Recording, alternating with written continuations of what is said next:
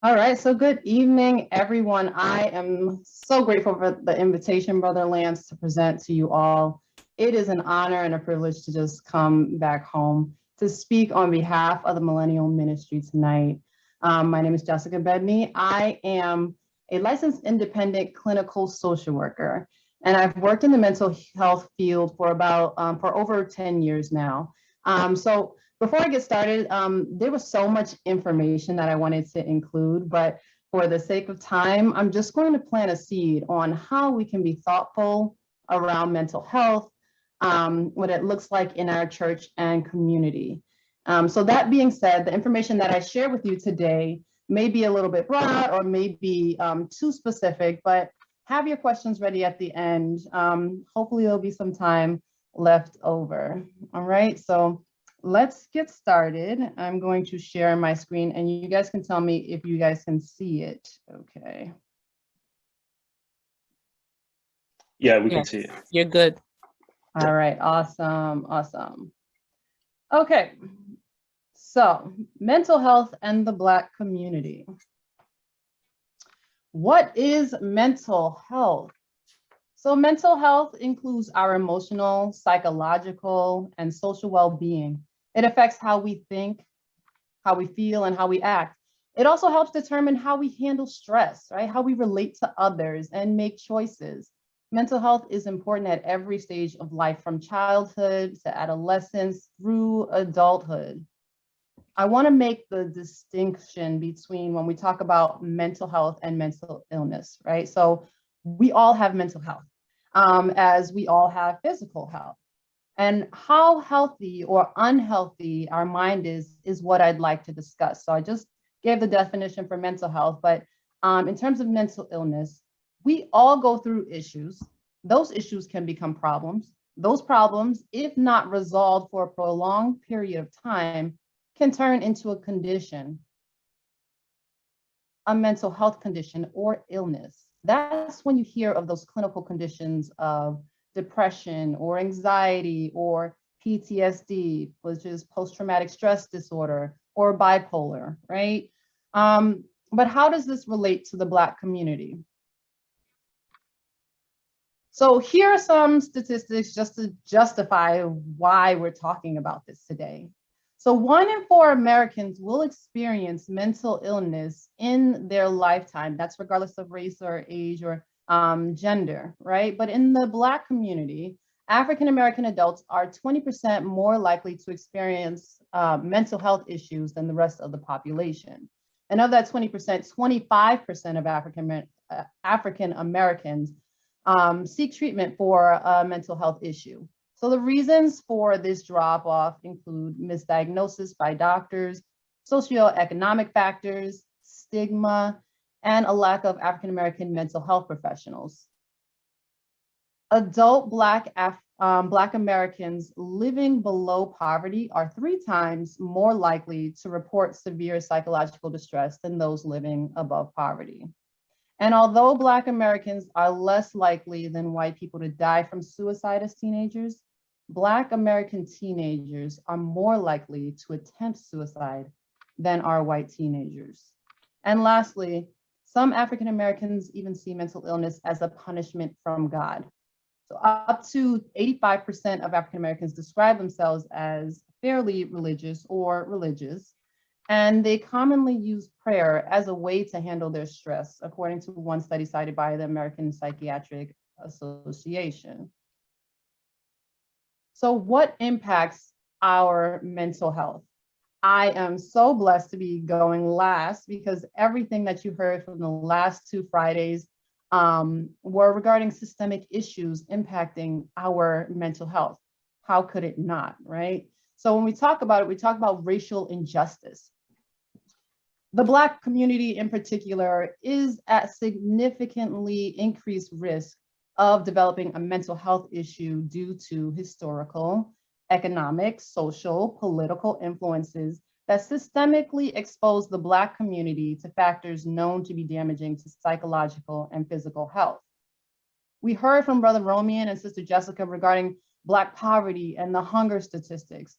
And we heard from Sister Tiffany regarding the environmental factors.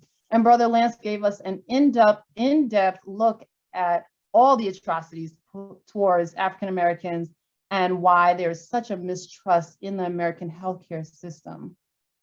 Stress, right? Stress is an invisible aggressor. It's a silent killer. You cannot see it, but you feel all the hits of its assaults.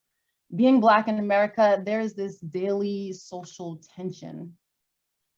Life experiences such as a breakup or unemployment, or where is your money coming from tomorrow?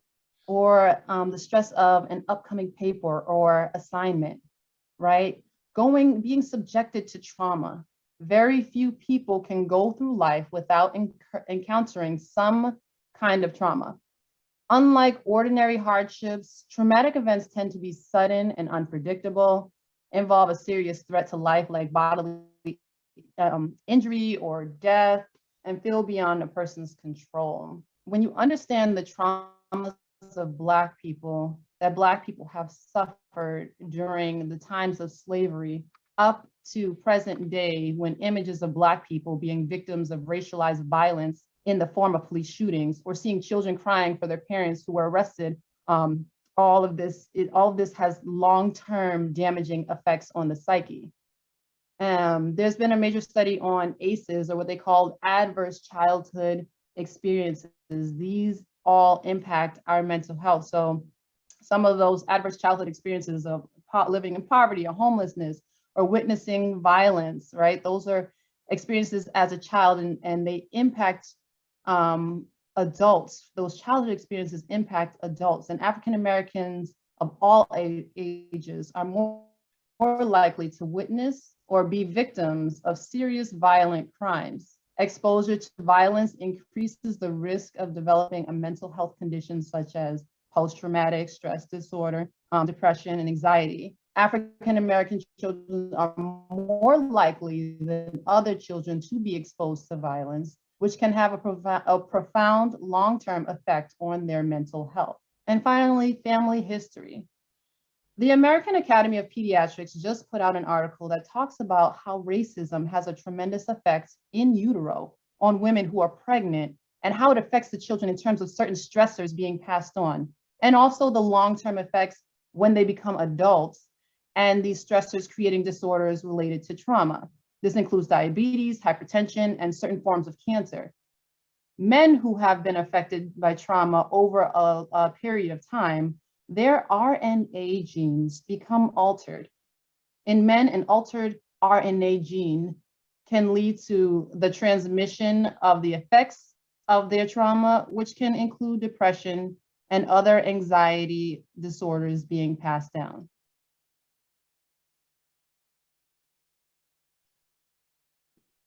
So what does mental illness look like? I always review these two specific mental health disorders because they're the most prevalent in the Black community, and we all kind of have experienced some type of symptomology towards this clinical diagnosis. We know when we use the general terms of anxiety and depression all the time, but what makes it a clinical diagnosis is the severity, the disruption to daily functioning, and the longevity. To be clinically diagnosed with these disorders, one must have exhibited symptoms longer than 6 months. So you may have exhibited or may have experienced months of these symptoms, but if it's under 6 months, it's more likely an adjustment disorder, or you're adjusting to a new stimuli. So in looking at depression, the clinical depression that you've experienced more than six months, you may experience frustration or sadness, irritability, aggression, fatigue, tiredness. It's more than just being tired. It's that debilitating tiredness that interrupts your daily functioning, where you're not able to do what you normally are able to do. When we look at anxiety, you may experience trembling or increased breathing rate. Your heart rate is increasing. You're sweating, right? You have that sense of impending doom or danger. There's panic, right? And sometimes these two clinical diagnoses overlap in their symptomology of what they look like. So we're looking at restlessness and the excessive worrying and agitation. So I spoke with you about what it looks like, But what does the church say about mental health and mental illness? So this is an area that is taboo, but things are changing now. This platform, for example, there are many churches who are now bringing in mental health professionals to broach the topic so that we can be whole, not just spiritually, but physically and mentally. However, it is still a topic that a lot of Black churches won't touch at all. This is partly due to our history in America under white supremacy, under capitalism, and internalized racism. We are a product of white supremacy, where we're told that we are strong. We feel minimal to no pain and have internalized it. We feel we need to be strong all the time and ignore our problems. We have adopted a mindset that we are built to handle struggle and not to slow down, not to rest, not to recover. We're told we need to keep going, keep pushing, or else we're not being productive. We need to dismantle the lies. We are not supposed to stay and live in this state. And if you don't remember anything else from this training, I want you guys to remember that it is okay not to be okay. The Black church has also avoided speaking on mental health due to the stigma surrounding it. And so what is the church stigma surrounding mental health illness, right? So think about your own mindset, think about your perceptions, or think about what you've heard, right? So some of them they're going through because they have a lack of faith. She's acting like this, or she's this way because she's not praying enough. She's not reading enough. She's not going to church enough. She must be filled. He must be filled with a demon. He must be possessed by a demon. And they're being punished for sin, right? She's going through because when she was 16, she had a baby out of wedlock. And so now at 62, this is the reason why God must be punishing her for her sins, right? So we stigmatize, we categorize, we shame, we label others, right? But this stigma often leads to so many problems. And individuals with mental health conditions, they may struggle to find support from others, such as family and friends. They may become victims of abuse and bullying and rejection. They may find it harder to actually seek the professional help for their symptoms. And they may experience those feelings of low self-esteem, self-doubt, and low self-worth. There's this Dr. Shanda Reynolds. She once said, "The church will kill off our wounded and swear we're doing God's work. The church will kill off our wounded and swear we're doing God's work." But where does this mindset come from? What does the Bible say? So the Bible provides many examples of prayer bringing about mental and physical miraculous healing. That is very important. It should not be ignored. In the Old Testament, mental and physical ailments were attributed to divine punishment and demon possession in the New Testament. So some mental conditions can be a result of sin. It's saying that my internet is unstable, so if I'm breaking up, let me know. Yes. But so some mental health conditions can be the result of sin. So Deuteronomy 28:28, God tells the Israelites that he will inflict them with madness, blindness, and confusion of the mind for refusing to obey his commandments. Many times, the anxiety, depression, and distress we suffer are the result of our own actions, right? Mental illness can be the result of demon possession. One of the most widely mentioned scriptures in attributing mental health, mental illness with demon possession is the story of the man of the Gerasenes, possessed with legion, right? So the demons that possessed him caused him to go out without clothes and to live in the tombs. Scriptures say the demons drove him into the wilds. Jesus casts out the multiple demons who go into pigs and they drown and the man is healed. And so that is the justification that mental illness is the result of demon possession. However, the Bible also gives examples of people of great faith having mental health struggles. We see how God's chosen suffered from some form of distress. We have the example of Job. a man God considered righteous, going through his mental and physical ailments and his friends believing it was due to sin. God was allowing him to struggle because of his strong faith. He lost his family, his wealth, his health, relationships, and was brought to his lowest point. And worst of all, he was forced to defend himself in the face of all of this loss. We have David, a man after God's own heart. He went through, and I love the Psalms because David is so real. He went through all the emotions. You hear the joy and the levity in his praise. You hear the heartache and sadness dealing with his enemies, the anger and aggression as he's praying to God to smite his enemies down.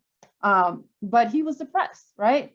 Having to run from Saul, having to run from his son Absalom. He went through all the emotions. Elijah feared for his life, ran, hid from the false prophet, was suicidal. God did not stigmatize Elijah's mental health breakdown, nor abandon him. Rather, Elijah was supported through specific steps to rediscover his identity and recover from the mental health challenge. We even see Jesus' own disciples assuming the man's blindness was a result of his or his parents' sin. Jesus was quick to say in John 9, 1 through 2, neither this man nor his parents sinned, but this happened so that the work of God might be displayed in his life. And we even have Jesus experiencing agony himself, knowing what lay before him in the upcoming crucifixion, that fear of the future, that anxiety of what to come. So these men could not avoid the mental distress and anguish. Their mental health was impacted by the adversity and challenges faced when being on assignment and doing God's work. But God is not concerned with the why, whether it was by sin, why we're going through mental illness by sin, demon possession, or life experience. He wants us to be whole. So what can we do to reduce mental health stigma? We need to get informed. Mental health stigma often comes down to a lack of understanding. So do your research, share facts about different illnesses, sharing that can be important. Better mental health education can help avoid misunderstandings and dispel the stigma around mental health. Listen and learn. Mental illness affects everyone differently. Getting to know a bit more from someone who has experienced a mental illness can help you understand the signs and symptoms to look out for. Watch your language. Mental health stigma often involves the use of negative language or labels. Being aware of what you say and do can help to combat the problem. Ask more questions. Because of stigma, it can sometimes be hard for individuals to seek help and support. So asking more questions about how the person is or what they need can also help them get the treatment they need so that issues don't escalate. It's important to reach out if someone you know displays any of the warning signs of mental illness. And speak up. When you feel others are stigmatizing individuals with a mental health condition, you can help to reduce the stigma by saying something. I've been in this field so long and I'm used to like strength-based language that when I hear the word crazy or if I hear the word retarded or she must have done this because of XYZ, right? The labeling, othering, it sparks my ear, right? So when you hear something, speak up. It's so important to normalize mental health and just to be transparent about your own struggles and just be authentic. So the ways to be effective to address individual and community needs.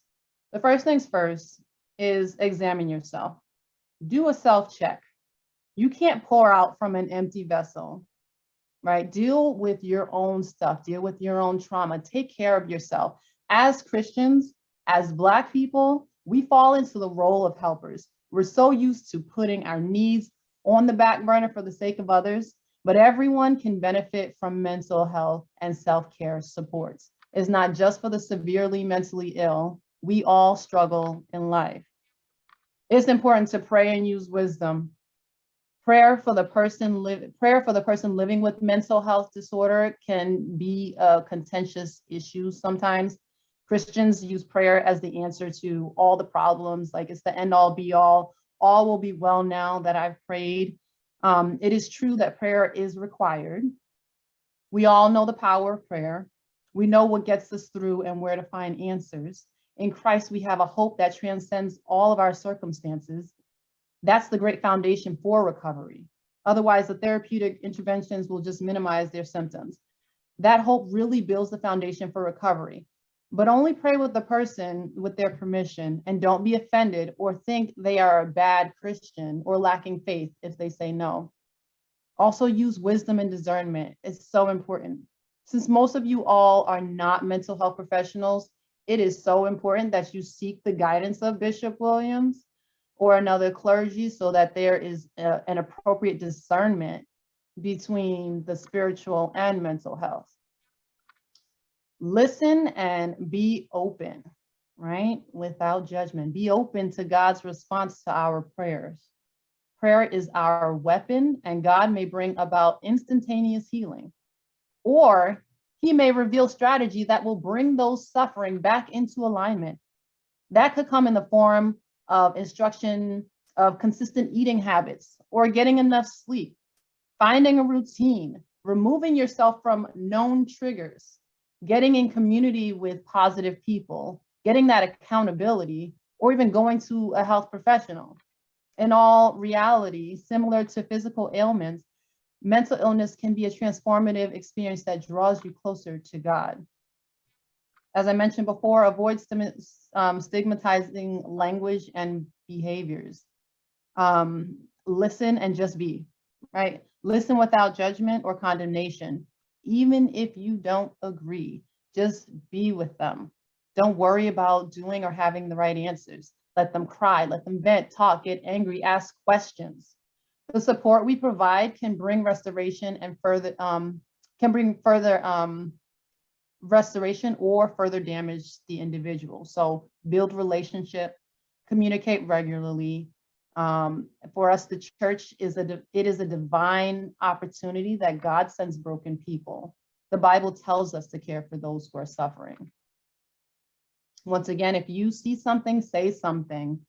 Don't discount your relationships.